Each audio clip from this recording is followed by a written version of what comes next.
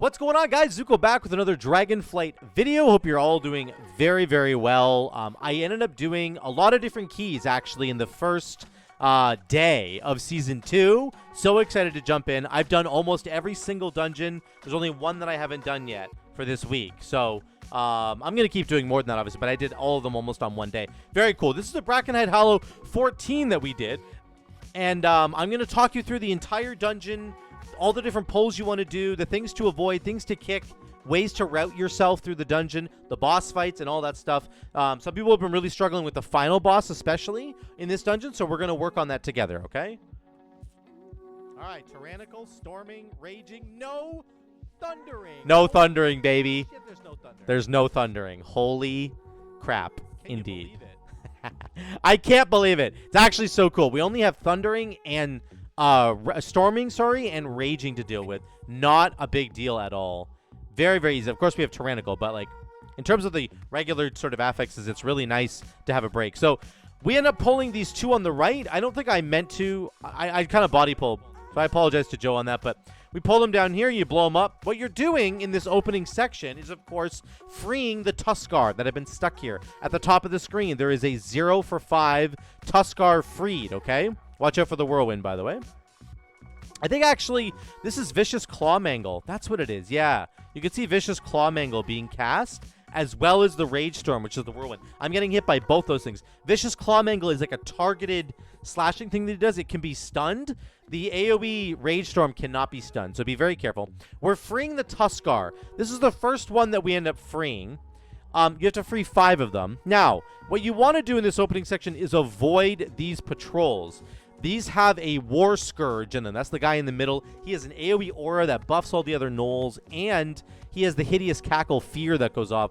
You just want to avoid him as much as possible. So what we do is we free this first one right here, and then what you could do is just go down the beach if you wanted to. You could go, there's another one right over here. This could be your second one. The third one is just up the beach a little bit. Then you can cut across and get your fourth one over here, and then kind of cut back a little bit and get your fifth one. Or, as Joe does right here, you can kind of cut across and grab this first one right here, okay?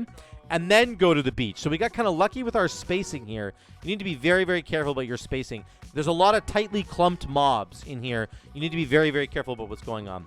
Kicking, you know, you don't really need to care too much about Earth Bolt. That doesn't really matter. There's a totem that he just did. Rot Chanting Totem, I believe. You need to get rid of that totem. And Withering Burst needs to be kicked. Those are priorities here.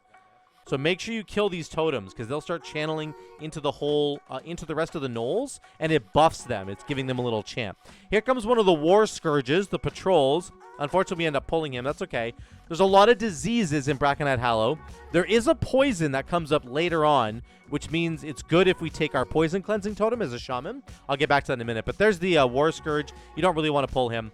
The other thing is that these mobs will run away. This is a very new concept, but gnolls will run away when they're low on health. So they can pull other packs of gnolls. Be very, very careful in the opening section here. Your goal in the opening section of this dungeon is to pull the least amount of mobs that you possibly can. You don't need to pull very many mobs. Just get the ones that have cages and free 5 of the Tuskar and then move on. You don't need to grab extra trash in this section at all, as Joe is about to say here. I think we need these. So we thought we needed maybe this middle pack here. We don't. Joe says we don't. I did this earlier and we had 100% count before we hit the second last boss. So what Joe's saying there is before they got to the third boss, there's only 4 bosses, so before they got to the third boss, they were done with their trash count. So like, you really don't need to maximize trash count in the opening section here. Just kill the mobs that are next to these Tuskar that need to be freed. Here's our 5th one right here, another Rage Storm. More stuff to kick there. Lots of diseases going around. Paladins and monks in particular are going to be amazing in this dungeon. I think druids can get diseases as well, right? Or maybe priests can get disease? Probably think priests can do it, right? So maybe I thought we had to go get this, but we did not need to go and get this. Joe had already finished it. So here's the last trash pack before the first setup, the first boss. Lots of stuff going on here. Again, there's the Rage Storm, which is the AoE kind of whirlwind.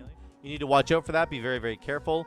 And then there's the Vicious Clawmangle. Thankfully, both of them, I think, were going off on Joe. So his health didn't really move, but it did when I was doing it.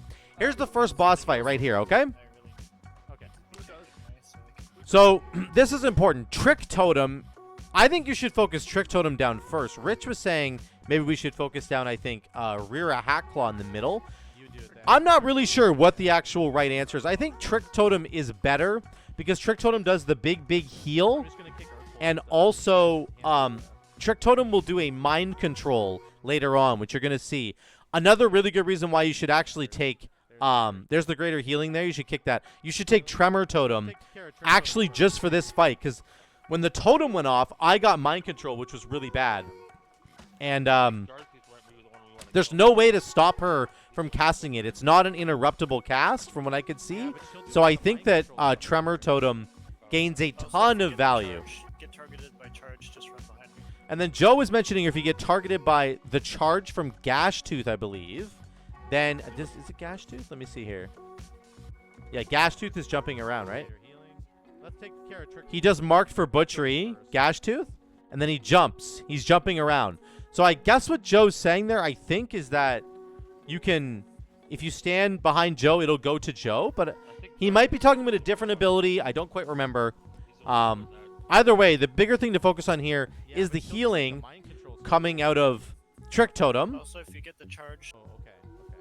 And the healing coming out of Trick Totem, and then the mind control, which is coming up in a second here. So Trick Totem is very low. She's about to cast the mind control. Hex Trick Totem right there. You can't kick this. You can't get rid of it, and it's about to hit me. So it hits me right here. Boom, I'm mind controlled. So you have to kill the totem. So I don't know. I actually don't know if Tremor Totem works on this. I'm going to try it when I do this dungeon again this week. I will try it and confirm for you guys because I didn't have it in this dungeon. I didn't know I was going to need it. That was a bit of a mistake on my part. And then Rich dies here. What does he die to? Savage Charge is what it is. So this is what Joe was talking about. The Savage Charge. It sounds to me like Joe was saying if somebody else gets in the way of the person who's being charged, you can block the charge and take it on yourself. So what Joe was saying, Joe was incapacitated here. He couldn't move right now because I didn't dispel him. That's on me. So he couldn't get in front of Rich, and Rich ends up getting charged right here, right there, and he dies. Or no, Rain dies. Sorry, Rain ends up dying, not Rich. Rain's the one that gets charged. So that charge, Savage Charge, your tank can stand in front of it. Just make sure, as the healer, that you dispel the tank because they get essentially incapacitated. There's Mark for Butchery again. So much damage from Mark for Butchery. It was wild, man. Now I'm running from Blade Storm. I have to keep running. I get targeted again. I'm going to die, basically, because I have the bleed from the Savage Bleed coming off. And then I think Joe gets blinded here again. Or incapacitated, sorry. Do they all enrage when one of them dies? Yeah. I don't see an enrage. They do enrage when somebody... It's not like a true enrage. It's just a buff on their bar. So it's called Predatory Instincts. Haste increased by 20%. And I think it's... I don't know if it's like a Bloodlust, I think. There, Joe was just... Joe was... Decayed Senses. That goes on Joe. And that ends up incapacitating him. So again, lots of stuff to think about. We didn't do this fight perfectly. There's a lot of extra things you can do better. I would say bring Tremor Totem and test out if you can get rid of the Trick Totem effect. Make sure you're kicking the heal. I still think you should kill Trick Totem first. And then that charge, that Savage Charge, make sure that you can put the tank in between you and the charge, and then the tank can just tank it, and you'll have a much easier time on that fight. We go right next here, the greatest words of Zuko, that's right. which means we're going south first. We're going to the bottom boss first, which ends up being, I believe, Treemouth. So there's lots of decay going on here, lots of lashers. We're going towards Treemouth. So it's all the abilities that Treemouth has. This is kind of the setup for that, right? So there's lots of trees. They're stomping all over the place. They summon a bunch of lashers. There's it's pretty self-explanatory. Not too difficult, honestly. So we're going to skip ahead here. We'll get to the boss fight. Last couple of mobs here. What's this here? We got Rooted. So there's a root you might have to cleanse. There's also a disease that builds up on allies. So you can see it's got 5 stacks on me, 5 stacks on Rich, 5 stacks on Shaft. Really, you need to dispel this because it keeps refreshing itself if you don't. So it's very, very frustrating. You need like a paladin or a monk or some way to cleanse it. If you're a Dark Iron Dwarf or a Dwarf, you can cleanse it as well. Any way to cleanse it would be very, very helpful because that little disease that gets put on you reduces your haste by like 5% per stack. So I had like 25% less haste. Really annoying. So you want to make sure you're careful with that. Here's Treemouth. Just every time, or do you have to rotate it? You have to rotate it. However, I can, if I do it right, I can cheese it. and Treemouth debuff the does an ability where he eats somebody, and he must eat somebody or else he gets enraged, and he does a bunch of extra damage. So you have to sort of send somebody as a sacrificial lamb. And Joe was basically saying that he's okay doing that. Vine Whip is another ability that's actually very dangerous. You're going to see it at the end of the fight. It's a tank frontal, so Joe can kind of steer it where he wants it to. But he was saying to us in the fight that, like, the boss kind of, like, moves its head around a lot. So, like, it wasn't that easy. So eventually, later on in the fight, we get one shot by it. I'm going to show you that. So, yeah. Here comes Decay Spray. This is what spawns the ads. The ads do need to be dealt with. They seriously need to be dealt with. You need to stun them. You need to kill them quickly. Here comes Grasping Vines. This is where he decides to pull everybody in, and everybody needs to get out of here except for Joe. Everybody needs to run away except for Joe. You do not want the ads dying right under the boss. That is very bad because then Joe has to stand there. So then he gets a shield based on him consuming somebody, and then you have to break through his shield in order to break Joe free. Joe is trapped right now, and he's trapped on the puddle that we put on the ground. So it's very important that those ads do not die underneath Treemouth when he's doing the vine grasping, because the person who gets put in there is just going to be toasted. Here comes Vine Whip again. Very dangerous. Vine Whip. Again, for melee, there it is. The frontal, you have to be really careful with that. These ads were just doing so much damage, and they do a thing called Crushing Ooze, which is just like a big splash AoE damage. You have to CC them and kill them, because watch our health. Look at our health bars. Our health bars are just getting dunked on right now. I'm having to blow cooldowns to heal through it. So, not that I wouldn't expect to blow cooldowns on a tyrannical boss fight. I would. It's just that, like, there's ways to mitigate that damage a little bit, okay? Here comes Grasping Vines number 2. So Joe already has partially digested on his raid frame. Recently affected by Consume. Damage taken by Consume increased by 200%. So you can't do it twice in a row. So somebody else needs to go in there. I volunteered a pally to go in because I'm very nice. That's if you're standing on the.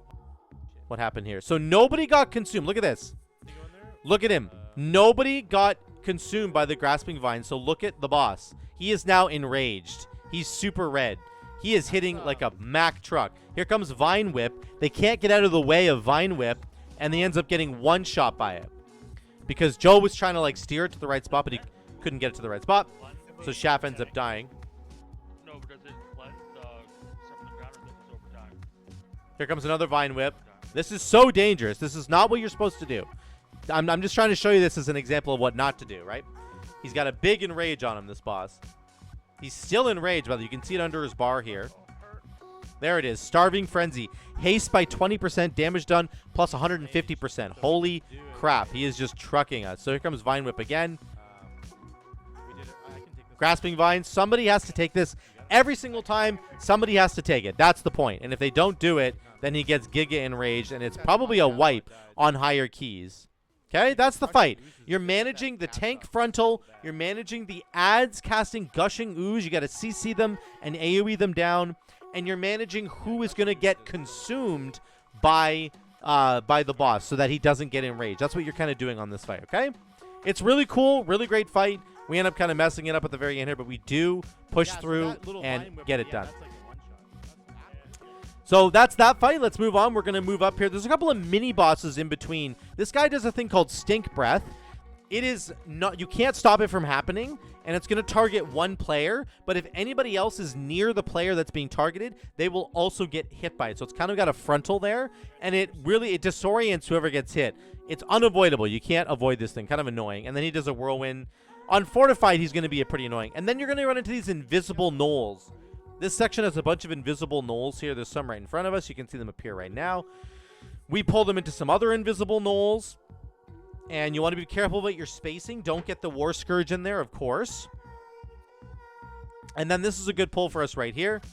But we end up one of the gnolls ends up running into the bear pen. Like I said before, because they get scared and they can run away, he ran right into the bear pen and pulled the bear, which was very frustrating. So you need to take care of those lower health enemies. Things like the tools like Earth Bind Totem, Earth Grab Totem, a Monk Ring of Peace. Anything you can use to slow enemies down in this dungeon is going to be very valuable because the gnolls are going to run away and try and aggro other mobs. So be very, very careful about your spacing and using your AoE slows, AoE stuns, AoE roots. Those are going to be other amazing tools that you can bring into this dungeon. A couple of birds here, and we're on to the third boss. Shaft, unfortunately, fell off the bridge, so I had to go res him. Not a big deal. Here we go. So we're not going to let this is Gutshot, I believe, right? Or Gutshot. Sorry, Gutshot. This fight's very simple and does not require lust, in my opinion. So what you're going to do is you're killing the boss. There's hyenas there. She throws out traps. So the dogs will essentially get trapped as well. Yeah, these traps can apply to anybody, including the hyenas that get spawned. So Gutshot's going to spawn some more hyenas after the here comes call hyenas right here. Okay. And then she throws meat at somebody. So meat toss right there. Sorry, I'm not going to skip past it. She does an ability called meat toss. That sends the hyenas. They fixate on whoever gets meat toss. You can see the orange lines going towards Rain. Rain has to run away. Now Rain is moving the hyenas into the traps. Very, very well here. There's one. There's two. So he trapped both of them. Now, it doesn't kill the hyenas, but it prevents them from doing any actions like Bounding Leap. You can see them trying to use their Bounding Leap right here. They can't because they're stuck with the trap. So this is how you want to play out this fight. The traps come down. Meat toss gets thrown. The person who gets meat toss on them lures the hyenas into the trap, and then you kill the hyenas while they're trapped and they can't do anything. That's what you want to do. You can see we're doing it again here. So you want to be careful about your trap placements. Don't step on any of the traps at all yourself, because you need to use them all for the hyenas. Okay, very, very cool.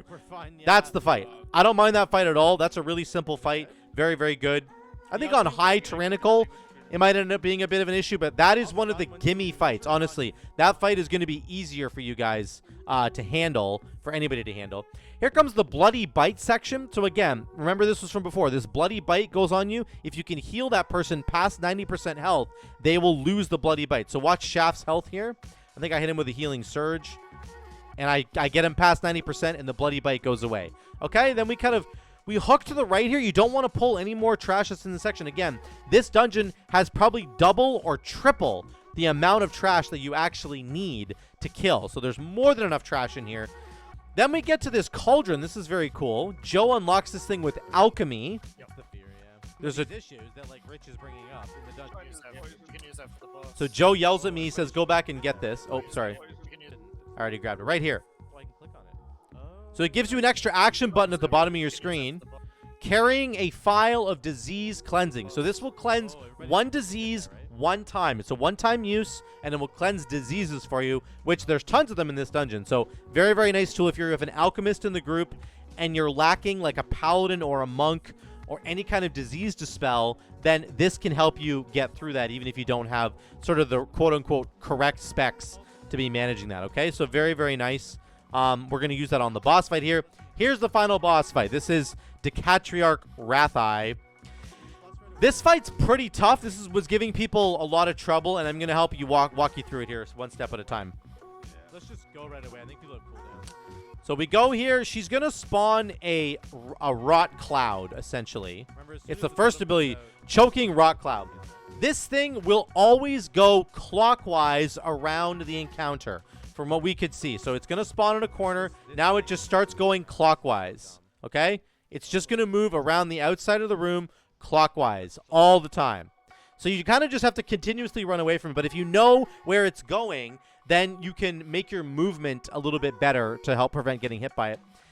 Then the totem gets spawned. This is the most important part of the fight. You must kill this totem before it does one cast of its ability, okay? So there's the totem right there. It's starting to cast Rotting Burst. We blow it up because we have Lust rolling. Very, very good. I'm getting chased by the cloud. Okay, so I need to keep moving here. Does the thing Then Decay Strike is the tank mechanic. It hits the tank and then puts a healing absorb on them. So watch Joe's health. Joe has a healing absorb. He gets hit twice by Decay Strike. Really awful. So thankfully he's a Death Knight. Very, very easy for him to heal it up. But I think that's going to be a huge issue for like warriors potentially. Here comes Rotting Burst from the totem. Once again, you want to kill it before it gets that off, and we end up killing it. Sorry. The totem's doing Rotting Burst. Decatriarch is doing Decayed Strength. So this Decaying Strength cast will do more damage if you have been infected by other mechanics on the fight. And in particular, the little red icon that's under our health bars, and I'll get to that in a minute. So I got touched by the cloud once. Here it's called Withering Rot. If you get touched by the cloud, or if the totem gets one of its casts off, you will get a stack of Withering Rot. This does crazy damage over time, a lot of damage to you. It'll kill you all on its own. But when Decatriarch Wratheye does the big channel that she was doing, Decayed Strength, that will consume the Withering Rot and deal additional damage, which will probably wipe your group. So here's the bottom line. You can't get touched by the cloud, and you can't let the totem get any of its casts off, or you will die, realistically speaking. So there's a totem over here in the corner. It's doing Rotting Burst once again. It's about to get its cast off right now. Boom. Everybody gets a stack of the Withering Rot. Now we have 3 stacks. It's unmanageable. I'm popping Ascendance. It's not a manageable thing, guys. It's just not. We're dying through Ascendance. I'm trying to heal as much as I can. It's not something you're supposed to have to heal through, okay? That's the bottom line. So we wipe this fight, and we go again. Remember, the run back is actually really far. So don't do this. Okay, now we're doing this without lust. But now we know what we're doing. We got the plan, okay? So we're running around. Here comes the totem, and we're calling it out. Kill the totem really quick, okay? Rinse and repeat. Decay Strike on the tank. You need to heal him up big time. Here comes the totem. And the thing is still going around in a circle. Kill the totem really, really quickly. Here comes Rotting Burst. We want to kill the totem quick. Decaying Strength is coming out. We have no stacks of that red debuff that was on it, so it's not going to do very much damage. Okay? Here it comes. Boom. It did like 25% of our health. Not a problem at all. Okay? We keep going. Decay Strike, Rot Totem, and rinse and repeat, guys. This is the entire fight. The entire fight. Over and over and over again. Keep killing the totem. Keep watching out for that choking cloud. Keep healing up your healer. Okay? And then here comes Decaying Strength once again. Once again, we do not have any stacks, so we're good to go. We actually got 1 stack from the Rotting Burst at the end there. Right at the very end. We didn't kill the totem quick enough. So we got 1 stack of Rotting Burst, and she immediately consumed it, and it did a lot more damage than the other one did. So, again, make sure you're managing that so that you don't have these going on. You have to get Decatriarch Wratheye to 10% of her HP, and then she will die. You don't have to get her to 0. So there we go. Right there. Okay, we got 12 fragments. Okay. We ended up finishing just in time. Got 193 rating for that. It was kind of disgusting. But that is that dungeon. That's Brackenhide Hollow. I hope that helps you guys a little bit. I know I heard a lot of people being like, I don't know what to do in this dungeon. It's very frustrating. How do we cleanse the diseases? There's stuff going on everywhere. So I hope that kind of helped you guys. Learning from our mistakes, the mistakes that we made last night, and starting to learn immediately how to do it better. This last boss fight is very easy once you have the routine down, back to back to back. You know, we're running in a circle, we're healing up the healer with Decay Strike, we're killing the totem, we're good to go. That's it. Rinse and repeat over and over and over again. Once you get that pattern down pat, I think you're going to have a much better time with that boss fight, okay? That's it for Brackenhide Hollow. Let me know what you guys think. Let me know your experiences on the first day of Season 2. I would love to hear from all of you and all of your experiences that you've had on the first day of Season 2. Thank you guys so much again for watching. I love you all. I will see you on Twitch, twitch.tv/SukoVibes. I will see you on the stream tonight. Be there, baby. Thanks, guys.